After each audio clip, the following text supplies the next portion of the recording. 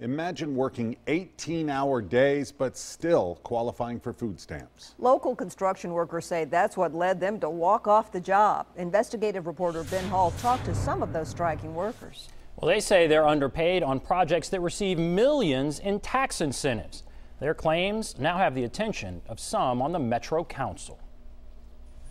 It's the opposite of the American dream. He's one of the workers building Nashville's booming downtown. Where you're working extremely hard and you're still classified as poverty. Stefan Eccles lives with his wife and 2 kids in Manchester, Tennessee. You got it, girl? And doesn't mind hard work. That's for like on the side of a bridge. He's a reinforcing iron worker. There'll be bars coming out of the concrete. Also called a rod buster. Pretty heavy. He's worked on high rises, arenas, and stadiums, but says his family can't afford to use them. We're building stadiums that we can't afford to take our kids to go and see a game. Organizing is our right. Come over here where you get some respect. This summer, he and 6 other rod busters walked off the job, citing low pay, long hours, and no benefits. I'm on strike because I'm tired of making poverty wages, no benefits. We met with some of those on strike. They see downtown developers getting tens of millions of dollars in tax breaks and incentives, but say that money is not getting to the workers. It makes me mad, man, because they're getting richer, we're getting poorer. We should at least have benefits. Reese earns $15 an hour, much less than the $26 an hour rod busters average nationwide, according to labor statistics. So many other places, the job is valued a lot more than it is right here. Eccles gets $14 an hour and says his family must rely on food stamps and TennCare.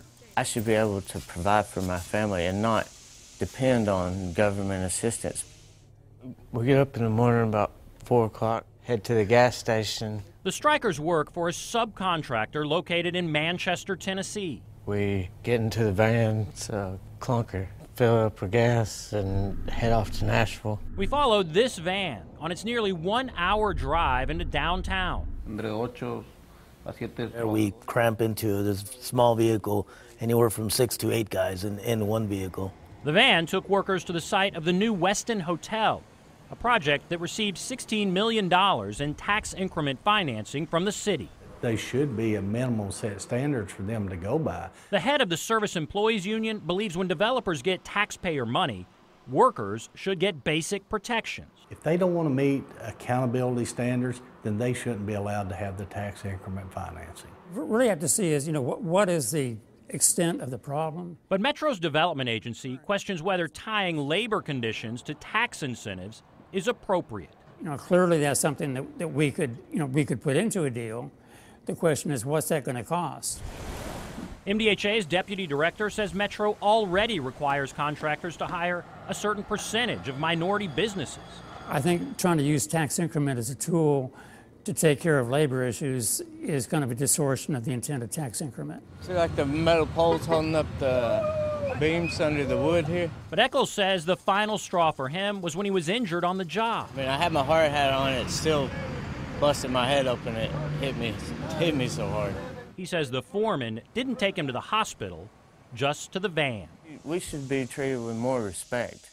At a time when Nashville is thriving and taxpayers are funding part of the growth, he says it's time to take a stand. Everything I do is right back there playing. He just wants his family to see the benefits of his hard work. My whole world right there.